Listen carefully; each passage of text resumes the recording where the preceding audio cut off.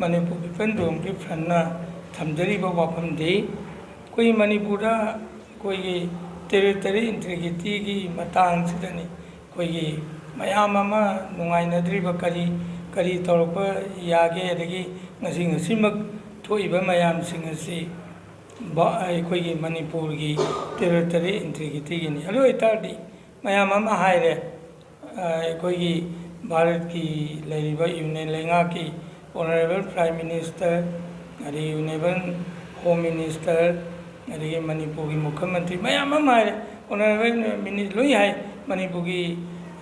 koi gi ngamkhai kai roi kaimbo tawbe यारोयन हाइब करी बेसिस हाइनो सिनी एमपीडीएम ने थमजरीबरी भारत संविधान की लेरिबा आर्टिकल 1 की स्टेटस इखोइद पीबसु नते अदुगा आर्टिकल 2 एंड 3 है पैसा की मनी ममांगुमने आर्टिकल 2 दसु अनोब स्टेट सेंबा याहली अरे आर्टिकल 3 दसु अनोब स्टेट सेंबा बाउंडरी सेमदोप सादोप लोई यायबा अदगी इखोइगी लेरिबा आर्टिकल 371C से सीने इखोइदा मणिपुर की टेरिटरी इंटीग्रिटी की प्रोटेक्शन पीदेबा सिदा यावलिबा क्लोज 1 क्लोज 2 हाइबसिना मणिपुर की चंगा कइमो पीदेबा अदुनदी इखोइ कैदोक्ताय कोइ येंबा यारे जम्मू कश्मीर आर्टिकल 370 एमपीडीएम ना नंजन हाइजग्रबा See about the temporary provision in respect of Jammu and Kashmir. Hairambadagi temporary Yawedana 5 August 2019 da Uzilay Sarkasina Article 370 se abrogation Tauraga Jammu and Kashmir and Ladakh Haidana Union Territory Ani Kaidoga under election Taugana Taurisingayaba. Alunadi Bharat ki Kogi Leriva Sanvidan the Constitution of India se मसी कोई federal constitution होइदेबा हाइदी United State of America की लेरिबा संविधान गुम नतेबा मोय सबेनी 1 to 7 सिदैदा मोयदा हाइरी से अनोबा स्टेट अमा सेंबा मोयगी लेरिबा 50 स्टेट से सिदगी खाइदो खाइजन तौरगा अनोबा स्टेट सेंबगी आर्टिकल अमा बो याउदेबा इन आवर कॉन्स्टिट्यूशन आर्टिकल 2 3 ना हाइरी से कोई लेरिबा स्टेट सिदगी खाइदोगा अदगी खाइजलगा सेंदोक सेजन याय अदुदगी अनोबा स्टेट से आंध्र प्रदेश की तेलंगाना सेमगी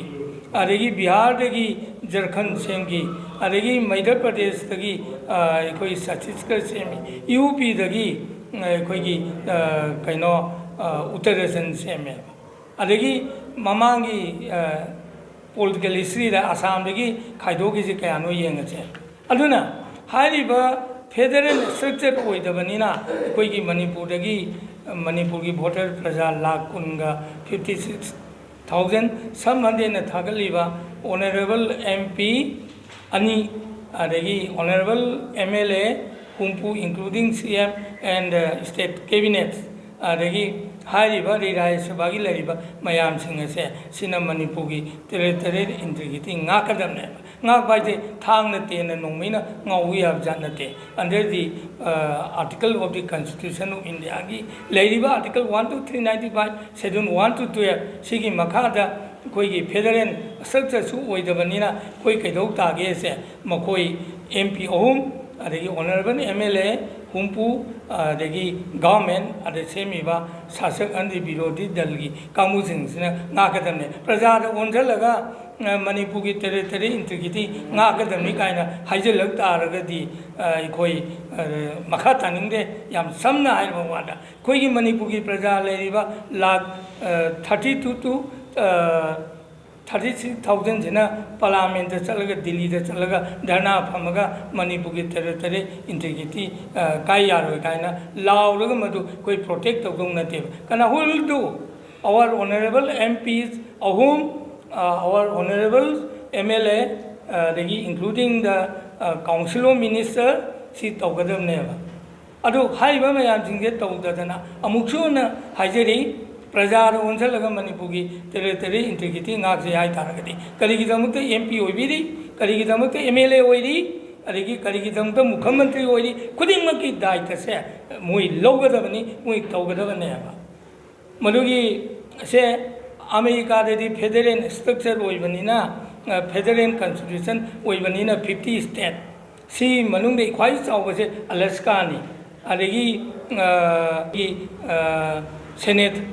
अनि अपिक पदुगिसु सेनेटर नि in case of our country UP की MP IT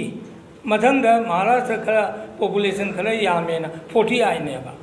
Innova state population याम देना एमपी इलेक्टेड एमपी अनी होइतार अदोइदी भारत की पार्लियामेंट खन मतमदा एमपी अनी खक लेबा इखोजे कैदौतारे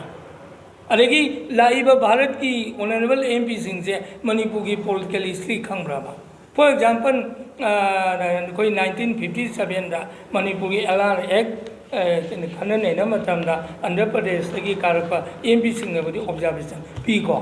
अदुगुम्बसे आंध्र प्रदेश की कारइबा एमपी अदुगाते गाइब्राबा इन द केस होय बिहार खर खंगमनि मनि बिहार पार्टी खर लेमनिना अदोइदी राजस्थान की कारकदुना मणिपुर की पॉलिटिकल हिस्ट्री नतगा मणिपुर की इतिहास सही लिसिंग अनि हेनबैजे खंगब्राबा अदि कनाना खंगन ताय ऑनरेबल एमपी होना खंगन ताय अदु नतना प्रजादा ओंसलगा मणिपुर की टेरिटरी इंटीग्रिटी गाक्सेयागा प्रजादा खुबा खु तारगदी 19 कोई 49 की 21 सेप्टेम्बर माजे एग्रीमेंट तौनखिबा अदगी 15 अक्टोबर 1949 दा मणिपुर से विदाउट प्रोटेक्शन इंडिया रे एनेक्स होदो मधुगी दोसादो तारोय हनिंगे लेकेबा कोई येंसी 2023 की मे की तारीख 3 दा कमदौना तौरखिबा अदगी मधुगी प्री प्लान कमाई तौई प्री प्लान तौरिबा सिंगदो स्टेट की काउंसिल ऑफ मिनिस्टर करीगी खंगद्रिनो अदगी इंडिया गवर्नमेंट करीगी खंगद्रिबनोबा मोइगी इंटेलिजेंस नेटवर्क आई ममिंग हाइजरोय कोथोंग अम लेरे होम मिनिस्ट्री की मखादा अदुगुमा मयाम सिंगदो will do by the honorable chief minister, honorable state cabinet minister, honorable MLA, adagi honorable MP moi ma tawtamne adu natadana praja ro onjalaga territory nga kadamne hai taragati gyan budi ki mamla lebe maduri khoi myam thang tien pa dik taw ro konga indrigi apang ngamdong na te century करी करी तौबा कोरपा है lion खंग रंग आतनी से in USA के दौरी USA के दौरी अदगी चीना के दौरी इखोई के थंगरिबा कंट्री पाकिस्तान के दौरी बांग्लादेश के दौरी हाइबने चिंबसे लोइन खंग रंग आतने अदोइतादी मणिपुर की टेरिटरी इंटीग्रिटी गाक्सी हाई तारगदी संविधान भारत संविधान की आर्टिकल 1 की स्टेटस यूनियन ऑफ कोई जगह बताया अगली तारीख के दोपहर है भारत की लड़ीबा कॉन्स्टिट्यूशन से एमेंड तौखाएगा कोई भी भारत संविधान लेबदगी मसी बाउले एमेंड तौखिबे एमेंड चामगा सुना मंगा सूरे 2021 भोगा तो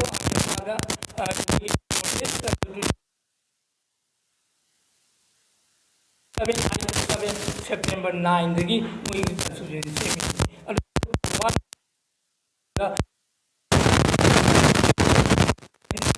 मधुना ताकद एमपी का सिंह याम बॉर्डर कोई इंटर बॉर्डर स्टेट लेबा अदु बॉर्डर स्टेट लेना राजस्थान जम्मू कश्मीर देते वेरी इनिशिएटिव अदगी महाराष्ट्र ने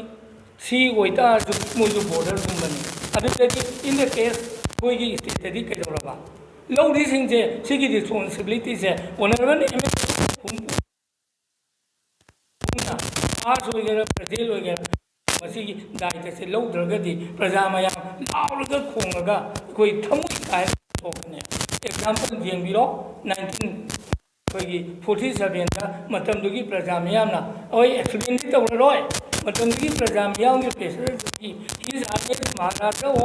मणिपुर केदौरा still stand agreement instrument succession agreement sign तौरा अहमबगी नबदुदेदा डिफेंस अदगी कम्युनिकेशन होम लोन पाइसनग्रे अरे हाउ टू फाइट अदायद दुम लेरेबा मदुने कोइना मणिपुर की रांति तौरिबा खुदिंग मंगना कोई मणिपुर की पॉलिटिकल हिस्ट्री से खंग ताएबा 1891 की खंगद्रगसु 1939 अखोई इमा सिंह लान तौबदो मदुगी ममांगदगी अखोई सेक्शन दरकार ले मतंगदि अखोई होम डिफेंस अदगी इंटरनेशनल पॉलिटिक्स अमuk तौदे अदि लावनी मयाम रेकॉर्ड लोई लई ngakani अखोइना हाइजन बै वानति अदुना मणिपुर पीपल डेमोक्रेटिक फ्रंट थमजरीबा वाफमदी कॉन्स्टिट्यूशन ऑफ इंडिया की आर्टिकल 1 यूनियन ऑफ स्टेट आइबसे मणिपुर पीरबा मतम अदु कक्तदा मणिपुर की टेरिटरी आइबा वाफम से की काय तुन जबगलो ने थमजरी